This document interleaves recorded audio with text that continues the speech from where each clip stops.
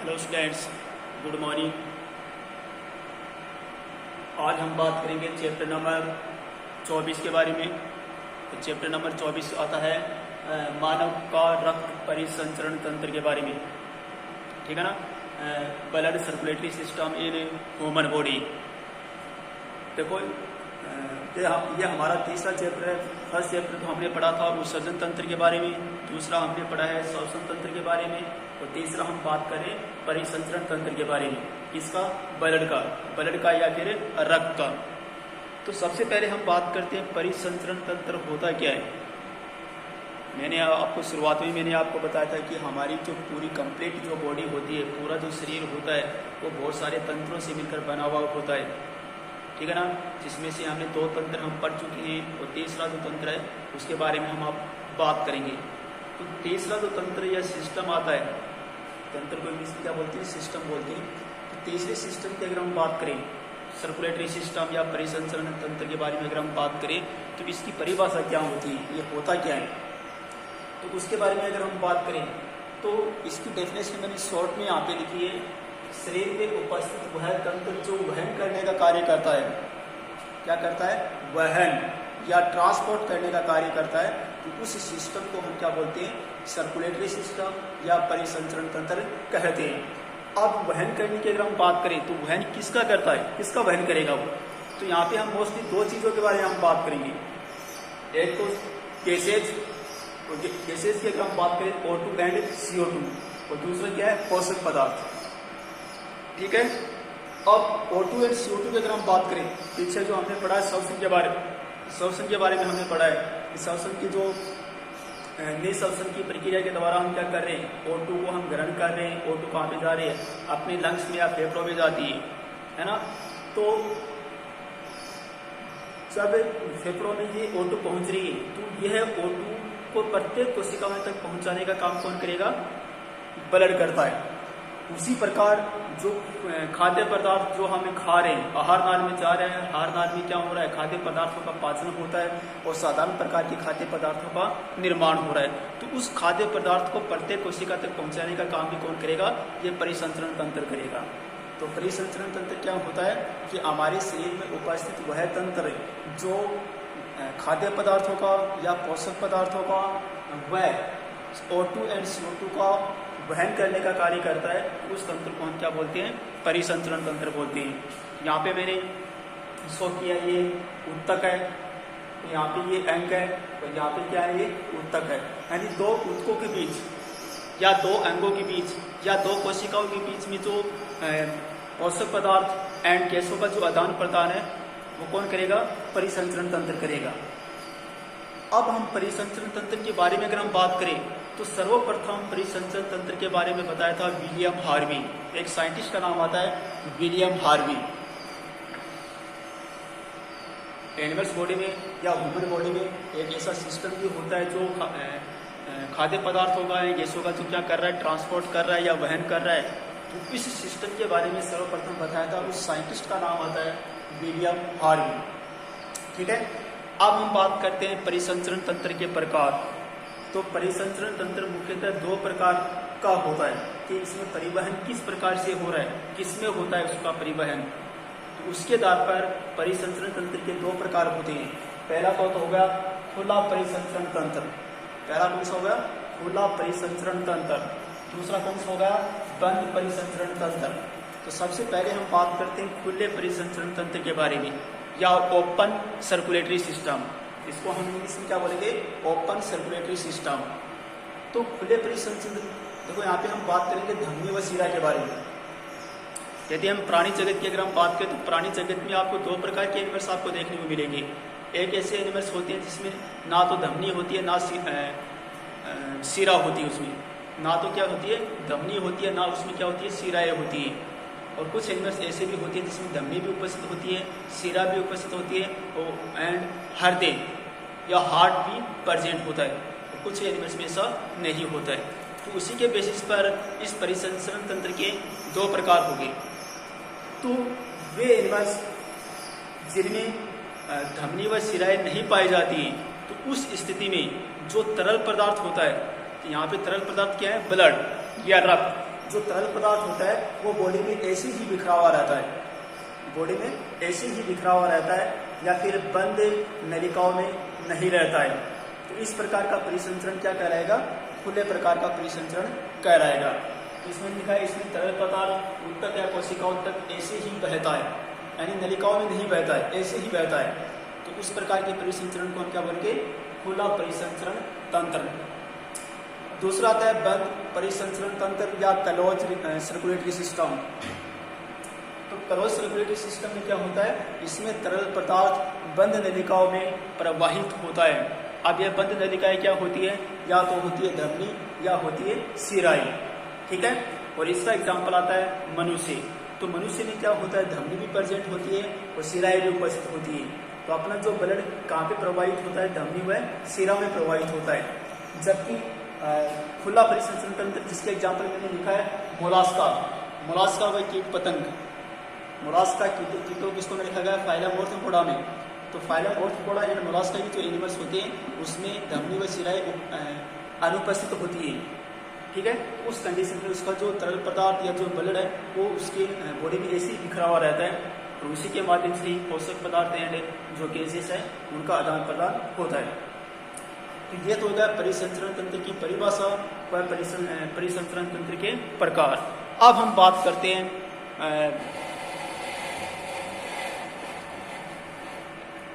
Blood के बारे में। सबसे पहले हम बात करेंगे ब्लड के बारे में। देखो सर्कुलेटरी सिस्टम का जो मेन कंपोनेंट, मेन जो भाग या मुख्य जो भाग होता है वो होता है ब्लड। तो सबसे पहले हम बात करेंगे ब्लड के बारे में। तो ब्लड के बारे में अगर हम बात करें तो सबसे पहले हम ब्लड के बारे में आप जानते हैं ब्लड के बारे में कि ब्लड के बारे में अगर हम बात करें ब्लड क्या होता है? तरल संयोजी उत्तक होता है। पहली बात तो ब्लड के बारे में, ब्लड कैसा होता है? संयोजी उत्तक होता है। उत्तक के बारे में भी हम बात करते हैं। तो कौन सा उत्तक होता है? तरल संयोजी उत्तक होता है, यानी उत्तक होगा, यानी बहुत सारी कोशिका इसमें प्रेजेंट होती है, ठीक है। इसका जो पीएच होता है, ब्लड का जो पीएच होता है वो मोस्टली 7.4 होता है। कितना होता है? 7.4 होता है। अब 7.4 होगा तो इसकी प्रकृति कैसी हो जाएगी? क्षारीय प्रकृति हो जाएगी। तो कैसी प्रकृति का होता है? क्षारीय प्रकृति का होता है। उनके बाद में जो रक्त की मात्रा की अगर हम बात करें, एक ह्यूमन बॉडी की अगर हम बात करें, एक मनुष्य शरीर की अगर हम बात करें, तो उसमें जो रक्त की या ब्लड की जो मात्रा होती है वो कितनी होती है? 5 से 6 लीटर होती है। 5 से 6 लीटर होती है। और 5 से 6 लीटर की होती है, ये उसकी बॉडी पे डिपेंड करती है कि बॉडी की साइज कितनी है, उस पर वो डिपेंड करती है। उनके बाद में जो ब्लड का जो कलर होता है, ब्लड का कलर कैसा होता है? रेड कलर होता है, मोस्टली रेड कलर होता है। और ब्लड का जो रेड कलर है वो किसकी वजह से होता है? ब्लड में उपस्थित हीमोग्लोबिन की वजह से होता है। हीमोग्लोबिन क्या होता है? एक श्वसन वर्णक होता है।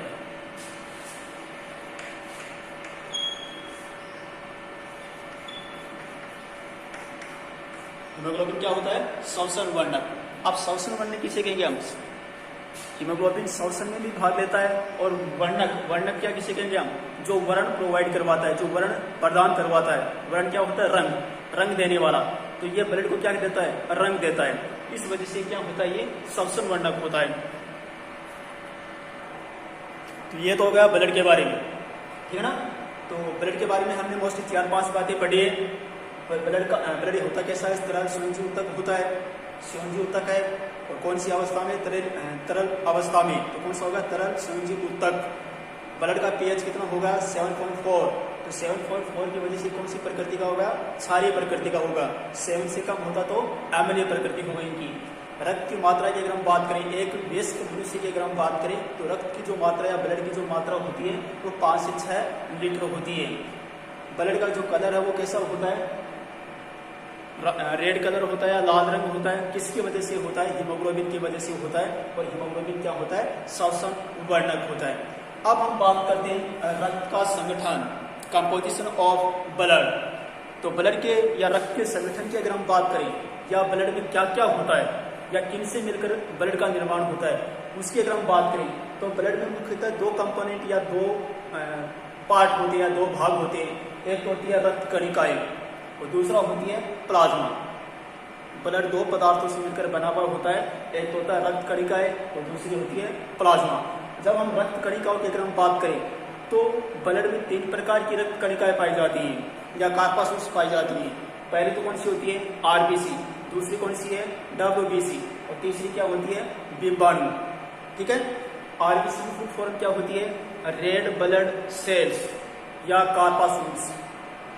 डब्ल्यूबीसी की क्या होती है, व्हाइट ब्लड सेल्स या कार्पासूल्स। बिंबाणु को क्या बोलते हैं, प्लेटलेट्स। ठीक है, आरबीसी को हिंदी में क्या बोलेंगे, लाल रक्त कणिकाएं। डब्ल्यूबीसी को क्या बोलेंगे, श्वेत रक्त कणिकाएं, और ये प्लेटलेट्स हिंदी में इसको बिंबाणु बोलते हैं। ठीक है ना, ये हो गया ब्लड का कंपोजिशन या संगठन। अब हम बात करते हैं, देखो सबसे पहले हम बात करेंगे प्लाज्मा के बारे में। ब्लड में जो प्लाज्मा पाई जा रही है उस प्लाज्मा के बारे में बात करेंगे। तो प्लाज्मा कैसा होता है, प्लाज्मा ब्लड का तरल पदार्थ होता है, तरल पदार्थ यानी रक्त का तरल पदार्थ। और होता कैसा है, पीले रंग का होता है, हल्के पीले रंग का पारदर्शी पदार्थ होता है ये प्लाज्मा। ठीक है, दूसरा इसकी प्रकृति कैसी हो गई, क्षारीय प्रकृति होती है। आगे हम पढ़ेंगे इसमें कि इसमें बहुत सारे आयंस प्रेजेंट होते हैं या अकार्बनिक पदार्थ इसमें प्रेजेंट होते हैं, जिसकी वजह से इसका जो पीएच होता है वो 7.4 होता है। इस वजह से ये कौन सी प्रकृति का होता है, क्षारीय प्रकृति का होता है। उनके बाद में यह कुल रुधिर का 55% भाग होता है, ये कुल रुधिर का 55% भाग होता है। यदि हम रुधिर को अगर हम 100 माने या 100 माने, 100 ml माने, तो उसमें से 55 ml क्या होता है, प्लाज्मा होती है, और शेष 45 ml क्या होती है, ये रक्त कणिकाएं होती है। ठीक है, उनके बाद में प्लाज्मा का अगर अब हम प्लाज्मा के संगठन के बारे में बात करें कि प्लाज्मा भी किनसे मिलकर बनी हुई होती है, उनका क्या संगठन होता है, तो उसमें क्या प्लाज्मा में भी क्या होता है, 90% वाटर होता है, जल होता है। प्लाज्मा में भी क्या होता है, 90% जल होता है। उनके बाद में प्लाज्मा का दूसरा जो पार्ट आता है वो होता है कार्बनिक पदार्थ। अब कार्बनिक पदार्थ में क्या क्या होते हैं, कार्बनिक पदार्थ में एल्बुमिन होता है, ग्लोबुलिन होता है, फाइब्रोनोजन होता है और प्रोथ्रोम्बिन होता है। ठीक है, और इनके साथ साथ में अकार्बनिक पदार्थ। अकार्बनिक पदार्थ में क्या होते हैं, sodium, potassium, calcium, magnesium, chloride ion, ये सारे आयन इसमें प्लाज्मा में प्रेजेंट होते हैं। तो जब हमें प्लाज्मा के संगठन की अगर हम बात करें तो प्लाज्मा किन किन से मिलकर बना हुआ होता है, उसका मुख्य भाग तो क्या होता है, जल होता है। उनके बाद में कार्बनिक पदार्थ होते हैं, उनके बाद में अकार्बनिक पदार्थ होते हैं। तो सबसे पहले हम जल के बारे में अगर हम बात करें तो टोटल प्लाज्मा का 90% क्या होता है, जल होता है। तो यहाँ पे प्लाज्मा में जो जल है वो काम क्या कर रहा है, क्या काम करेगा, यह ब्लड का जो दाब है, प्रेशर है, वह आयतन को बढ़ाता है। आयतन को क्या करेगा, बढ़ाएगा, क्या, जल। क्योंकि यदि ब्लड में वाटर की क्वांटिटी अगर ज़्यादा होती है तो उसका रक्त दाब बढ़ेगा और उसका आयतन बढ़ेगा ब्लड का। ठीक है, उसी प्रकार कार्बनिक पदार्थ की अगर हम बात करें तो कार्बनिक पदार्थ में 4 प्रकार की प्रोटीन है। कौन कौन सी प्रोटीन है, एल्बुमिन प्रोटीन। अब एल्बुमिन प्रोटीन का क्या काम है, एल्बुमिन प्रोटीन कितनी परसेंट है, 4.5%। यानी देखो 90% तो क्या है प्लाज्मा में। अगर प्लाज्मा को हम 100% माने, 100% माने, तो 100% में 90% तो क्या हो गई, जल होगा। 4.5% क्या होगा, एल्बुमिन प्रोटीन हो गई। अब एल्बुमिन प्रोटीन का काम क्या होता है, प्रासरण दाब को बनाए रखना। इसका काम क्या होता है, प्रासरण दाब को बनाए रखना। उनके बाद में आती है ग्लोबुलिन। अब ग्लोबुलिन प्रोटीन की अगर हम बात करें, ग्लोबुलिन प्रोटीन 3 प्रकार की होती है, alpha, beta, gamma. Alpha, beta, gamma, जो प्लाज्मा में 2.5% उपस्थित होती है। ठीक है, उनके बाद में आता है फाइब्रोनोजन। 0.3% उपस्थित है, और ये प्रोथ्रोम्बिन है वो 0.9% उपस्थित है। अब यहाँ पे फाइब्रोनोजन व प्रोथ्रोम्बिन का कार्य क्या होता है, यह रक्त के थक्का बनाने में सहायता करती है। रक्त का जो थक्का बनता है, जब हमें चोट लग जाती है, हमारे शरीर से ब्लड बॉडी से बाहर निकलना स्टार्ट हो जाता है, तो तब एक थक्का बनता है ब्लड का। तो वो ब्लड का थक्का किसकी वजह से बनता है, फाइब्रोनोजन एंड प्रोथ्रोम्बिन की वजह से बनता है। इसी प्रकार जो ग्लोबुलिन है, तो ग्लोबुलिन ये प्रोटीन क्या कर रही है, अपने प्रतिरक्षा तंत्र में भाग लेती है। कहाँ पे भाग लेती है, प्रतिरक्षा तंत्र में भाग लेती है, या फिर एंटीबॉडी का फॉर्मेशन करती है। उसी प्रकार जब हम अकार्बनिक पदार्थ की अगर हम बात करें तो ये जितने भी सारे जो आयन है, जितने भी सारे जो आयन है वो आयनिक बैलेंस को मेंटेन करते हैं। जो आयनों का जो नियमन है ब्लड में उसको मेंटेन करते हैं या बनाए रखते हैं। तो ये हो गया परिसंचरण तंत्र के बारे में और ब्लड के बारे में। नेक्स्ट क्लास में हम बात करेंगे रक्त कणिकाओं के बारे में। रक्त कणिकाओं में कौन कौन सी है? आरबीसी, डब्ल्यूबीसी एंड प्लेटलेट्स के बारे में। और प्लाज्मा के बारे में आपको इतना ही पढ़ना है। क्या क्या पढ़ना है प्लाज्मा के बारे में? सबसे तो पहली बात आपको क्या करनी है, टोटल ब्लड का 55% क्या होता है, या ब्लड में टोटल 55% क्या होती है? प्लाज्मा होती है। प्लाज्मा हल्का पीला, इसका जो कलर की बात करें तो हल्का पीला कलर होता है इनका, ये पारदर्शी होता है मोस्टली। और उनके बाद भी यह तरल पदार्थ होता है। प्लाज्मा के संगठन की अगर हम बात करें तो इसमें 3 प्रकार के कंपोनेंट इसमें आपको देखने को मिलेंगे। जल देखने को मिलेगा, कार्बनिक पदार्थ भी आपको देखने को मिलेंगे और अकार्बनिक पदार्थ। अब कार्बनिक पदार्थ में क्या क्या होता है? ये 4 प्रकार के प्रोटीन है, एल्बुमिन, ग्लोबुलिन, फाइब्रोनोजन व प्रोथ्रोम्बिन। ठीक है। उसी प्रकार अकार्बनिक पदार्थ में क्या होते हैं? सोडियम, पोटेशियम, कैल्शियम और मैग्नीशियम आयन। तो ये हो गया उसके बारे में। अब हम बात करते हैं रक्त कणिकाओं या ब्लड कॉर्पस के बारे में। तो सबसे पहले हम बात करते हैं आरबीसी के बारे में कि आरबीसी होती क्या है। देखो यहाँ पे तो हम हीमोग्लोबिन के बारे में बात कर रहे थे। यहाँ पे मैंने हीमोग्लोबिन के बारे में बात की थी। यहाँ पे 2 प्रकार की सेल्स हम पढ़ेंगे, तो आरबीसी सेल्स, दूसरी डब्ल्यूबीसी सेल्स के बारे में। तो आरबीसी की अगर हम बात करें, आरबीसी की फुल फॉर्म क्या हो गई? रेड ब्लड सेल्स या श्वेत रक्त कणिकाएं। यह भी एक प्रकार की कोशिकाएं होती है। कोशिका के बारे में हमने पीछे पढ़ा ना, कोशिका पीछे हमने डायग्राम भी बनाया कोशिकाओं के बारे में। कोशिकाओं की जो आकृति की अगर हम बात करें तो कोशिकाओं की अलग अलग आकृति हो सकती है ना। कोई षष्ठभुजाकार होती है, कहीं बहुभुज होती है, कोई अंडाकार होती है ना। तो आरबीसी जब हम बात करें तो आरबीसी की जो साइज या आकृति होती है वो मोस्टली अंडाकार होती है, अंडे के समान होती है। और इसके अंदर क्या प्रेजेंट होता है? हीमोग्लोबिन प्रेजेंट होता है। जब हम कोशिकाओं की अगर हम बात करें तो कोशिकाओं का नाम हमारी माइंड में आती है कि आती है कोशिका होती है, उसके अंदर कोशिका द्रव्य होता है, उसके केंद्र भाग में केंद्रक होता है ना। और कोशिका द्रव्य में क्या होता है? माइटोकॉन्ड्रिया वगैरह जो कोशिका होती है वो पाई जाती है। ये इमेज आती है हमारी माइंड में। तो इसी प्रकार जब हम आरबीसी की अगर हम बात करें तो आरबीसी में भी यही होता है। हीमोग्लोबिन प्रेजेंट है, उसमें कोशिका द्रव्य होता है, लेकिन यहाँ पे केंद्रक नहीं होगा। आरबीसी में केंद्रक एब्सेंट होता है। ठीक है। यहाँ पे जो हीमोग्लोबिन होता है, हीमोग्लोबिन कहाँ पे प्रेजेंट है? इन आरबीसी में प्रेजेंट है। तो आरबीसी का कलर भी क्या होगा? रेड कलर भी होगी, जिसकी वजह से ही ब्लड का कलर क्या हो रहा है? रेड हो रहा है। अब हीमोग्लोबिन की हम बात करें तो हिम प्लस ग्लोबिन। हीमोग्लोबिन किनसे मिलकर बना हुआ होता है? Him plus globin. हिम क्या होती है? हिम होती है धातु। एक धातु का नाम आता है हिम, या फिर इसको लोह धातु या इसको बोलते हैं फेरस। अब जो लोह धातु की अगर हम बात करें तो लोह धातु का कलर कैसा होता है? रेड कलर होता है। और इसी वजह से ब्लड का कलर क्या होता है? रेड होता है। और हीमोग्लोबिन में हिम धातु के साथ साथ में ग्लोबिन क्या होती है? प्रोटीन होती है। और दोनों के मिलने से ही किसका निर्माण होता है? हीमोग्लोबिन का निर्माण होता है। जो रक्त कणिका है इनके बारे में हम कल बात करेंगे। इतना मैटर आप एक बार समझ लीजिए। Okay, thank you.